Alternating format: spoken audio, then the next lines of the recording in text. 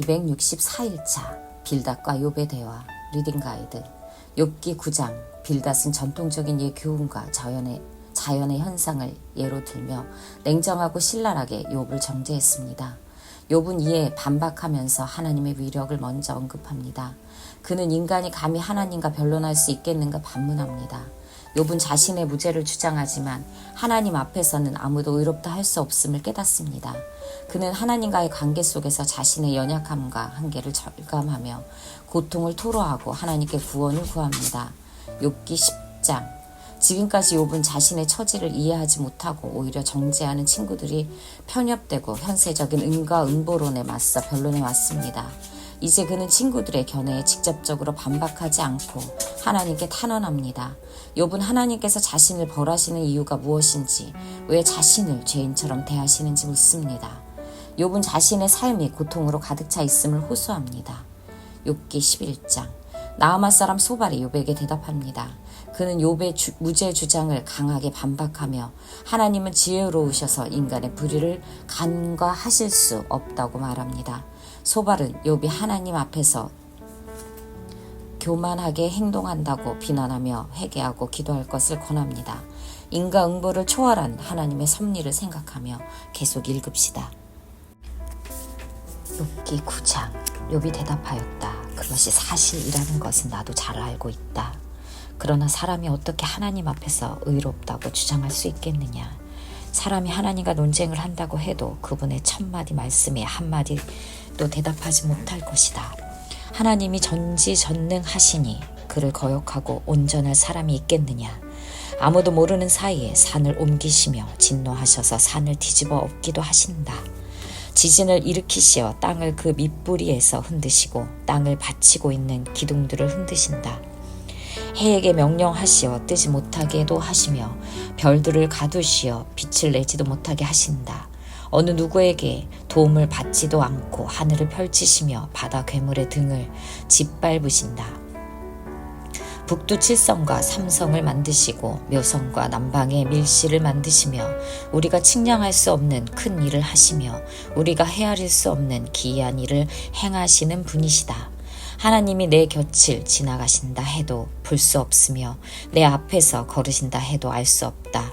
그가 가져가신다면 누가 도로 찾을 수 있으며 누가 감히 그에게 왜 그러시느냐고 할 수 있겠느냐. 하나님이 진노를 풀지 아니하시면 라합을 돕는 무리도 무릎을 꿇는데 내가 어찌 감히 그분에게 한마디라도 대답할 수 있겠으며 내가 무슨 말로 대꾸할 수 있겠느냐. 비록 내가 옳다 해도 감히 아무 대답도 할 수 없다. 다만 나로서 할 수 있는 일은 나를 심판하실 그분께 은총을 비는 것뿐이다. 비록 그분께서 내가 말하는 것을 허락하신다 해도 내가 부르짖는 소리를 귀 기울여 들으실까.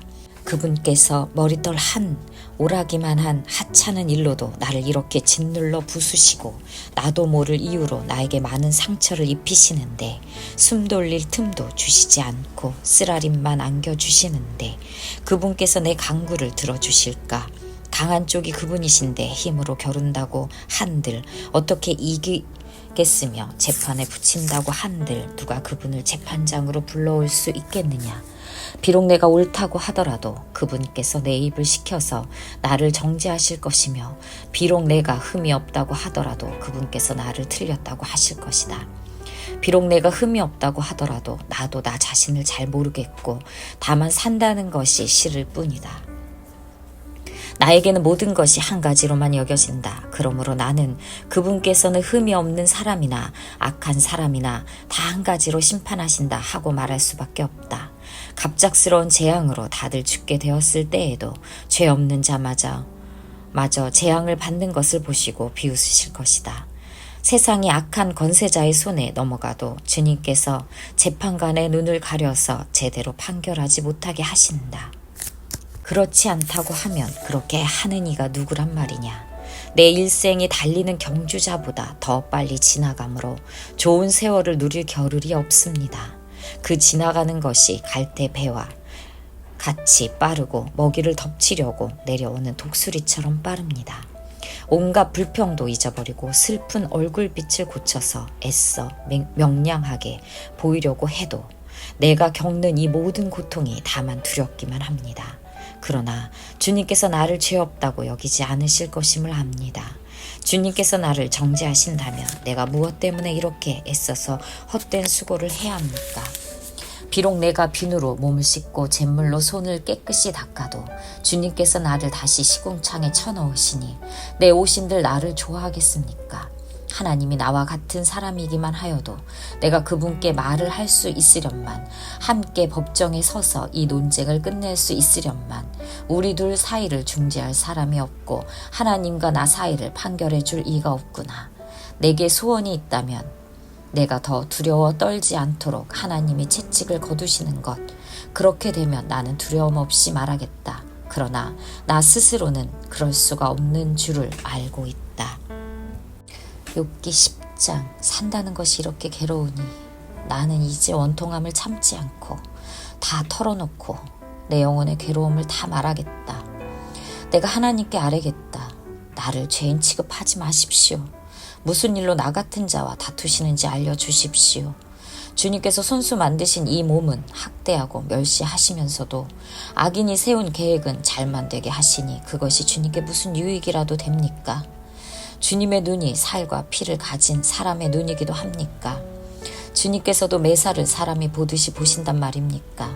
주님의 날도 사람이 누리는 날처럼 짧기라도 하단 말입니까? 주님의 횟수가 사람이 누리는 횟수와 같이 더덥기라도 하단 말입니까?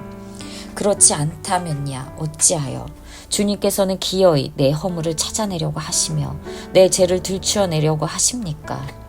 내게 죄가 없다는 것과 주님의 손에서 나를 빼낼 사람이 없다는 것은 주님께서도 아시지 않습니까? 주님께서 손수 나를 빚으시고 지으셨는데 어찌하여 이제 와서 나에게 등을 돌리시고 나를 멸망시키려고 하십니까? 주님께서는 진흙을 빚듯이 몸소 이 몸을 지으셨음을 기억해 주십시오. 어찌하여 주님께서는 나를 티끌로 되돌아가게 하십니까? 주님께서 내 아버지에게 힘을 주셔서 나를 낳게 하시고 어머니가 나를 품에 안고 젖을 물리게 하셨습니다. 주님께서 살과 가죽으로 나를 입히시며 뼈와 근육을 엮어서 내 몸을 만드셨습니다. 주님께서 나에게 생명과 사랑을 주시고 나를 돌보셔서 내 숨결까지 지켜주셨습니다. 그러나 지금 생각해보니 주님께서는 늘 나를 해치실 생각을 몰래 품고 계셨습니다. 주님께서는 내가 죄를 짓나 안 짓나 지켜보고 계셨으며 내가 죄를 짓기라도 하면 용서하지 않으실 작정을 하고 계셨습니다. 내가 죄를 짓기만 하면 주님께서는 가차없이 내게 고통을 주시지만 내가 올바른 일을 한다고 해서 주님께서 나를 믿어주시지는 않으셨습니다. 그러니 나는 수치를 가득 덮어쓰고서 고통을 몸으로 겪고 있습니다. 내 일이 잘되기라도 하면 주님께서는 사나운 사자처럼 나를 덮치시고 기적을 일으키시면서까지 내게 상처를 주시려고 하셨습니다. 주님께서는 번갈아서 내게 불리한 증인들을 세우시며 내게 노여움을 키우시고 나를 공격할 계획을 세우셨습니다. 주님께서 나를 이렇게 할 것이라면 왜 나를 모태에서 살아나오게 하셨습니까? 차라리 모태에서 죽어서 사람들의 눈에 띄지는 않았더라면 좋지 않았겠습니까? 생기지도 않은 사람처럼 모태에서 곧바로 무덤으로 내려갔더라면 좋았을 것입니다. 내가 살 날도 이제 얼마 남지 않았습니다. 나를 좀 혼자 있게 내버려 두십시오. 내게 남은 이 기간만이라도 내가 잠시라도 쉴 수 있게 해 주십시오. 어둡고 캄캄한 땅으로 내려가면 다시는 돌아오지 못합니다. 그리로 가기 전에 잠시 쉬게 해 주십시오. 그 땅은 흑암처럼 캄캄하고 죽음의 그늘이 드리워져서 아무런 질서도 없고 빛이 있다 해도 흑암과 같을 뿐입니다. 욥기 11장. 소발의 첫 번째 발언. 나아말 사람 소발이 욥에게 대답하였다. 내가 하는 헛소리를 듣고서 어느 누가 잠잠할 수 있겠느냐? 말이면 다 말인 줄 아느냐? 너가 혼자서 큰 소리로 떠든다고 해서 우리가 대답도 하지 못할 것이라고 생각하느냐? 너가 우리를 비웃는데도 너를 책망할 사람이 없을 줄 아느냐? 너는 너의 생각이 옳다고 주장하고 주님 보시기에 너가 흠이 없다고 우기지만 이제 하나님이 입을 열어서 내게 말씀하시고 지혜의 비밀을 너에게 드러내어 주시기를 바란다. 지혜란 우리가 이해하기에는 너무나도 어려운 것이다. 너는 하나님이 너에게 내리시는 벌이 너의 죄보다 가볍다는 것을 알아야 한다. 너가 하나님의 깊은 뜻을 다 알아낼 수 있느냐? 전능하신 분의 무한 하심을 다 측량할 수 있느냐? 하늘보다 높으니 너가 어찌 미칠 수 있으며 스울보다 깊으니 너가 어찌 알 수 있겠느냐? 그 길이는 땅끝까지의 길이보다 길고 그 넓이는 바다보다 넓다. 하나님이 두루 다니시며 죄인마다 쇠고랑을 채우시고 재판관을 여시면 누가 감히 막을 수 있겠느냐? 하나님은 어떤 사람이 잘못하는지를 분명히 아시고 악을 보시면 곧바로 분간하신다. 미련한 사람이 똑똑해지기를 바라느니 차라리 들나귀가 사람 낳기를 기다려라. 너가 마음을 바르게 먹고 너의 팔을 그분 쪽으로 들고 기도하며 악에서 손을 떼고 너의 집안에 불의가 깃들지 못하게 하면 너도 아무 부끄러움 없이 얼굴을 들 수 있다. 너의 마음이 편안해져서 두려움이 없어질 것이다. 괴로운 일을 다 잊게 되고 그것을 마치 지나간 일처럼 회상하게 될 것이다. 너의 생활이 한낮보다 더 환해지고 그 어두움은 아침같이 밝아질 것이다. 이제 너에게 희망이 생기고 너는 확신마저 가지게 될 것이다. 사방을 둘러보아도 걱정할 것이 없어서 안심하고 자리에 누울 수 있게 될 것이다. 너가 누워서 쉬어도 너를 깨워서 놀라게 할 사람이 없고 많은 사람이 너에게 잘 보이려고 할 것이다. 그러나 악한 사람은 눈이 멀어서 도망칠 길마저 찾지 못할 것이다. 그의 희망이라고는 다만 마지막 숨을 잘 거두는 일뿐일 것이다. 원벌스. 진실로 내가 이 일이 그런 줄을 알거니와 인생이 어찌 하나님 앞에 의로우랴. 욥기 9장 2절 말씀. 인사이트. 선악과 사건 이후 인간은 하나님과 분리되었고 죄로 인해 하나님 앞에서 의롭게 설 수 없게 되었습니다. 그렇다면 죄 많은 인간이 하나님 앞에서 어떻게 의로울 수 있을까요? 답은 예수 그리스도에 대한 믿음에 있습니다. 예수님은 우리의 중보자가 되어 우리의 죄값과 심판을 대신 받으셨습니다. 그는 십자가에서 죽으셨고 죽음에서 부활하셨습니다. 하나님은 그를 믿는 모든 이에게 그의 임재 속에서 영원한 생명을 허락하셨습니다. 그의 의와 정의, 사랑과 자비가 십자가에서 우리를 위해 완전히 나타나셨습니다. 이제 우리의 책임은 이 깊은 소식을 전하는 것입니다. 하나님께서 우리를 의롭게 하신 은혜를 다른 사람들에게도 전하며 그들도 이 놀라운 구원의 소식을 듣고 하나님과 화목하게 되기를 기도합시다. 이 소식을 통해 세상이 변화하고 하나님의 사랑이 온 세상에 퍼지기를 간구합시다. 모든 사람이 죄를 범하였음에 하나님의 영광에 이르지 못하더니 그리스도 예수 안에 있는 속량으로 말미암아 하나님의 은혜로 값없이 의롭다 하심을 얻은 자 되었느니라. 로마서 8장 23절에서 24절 말씀.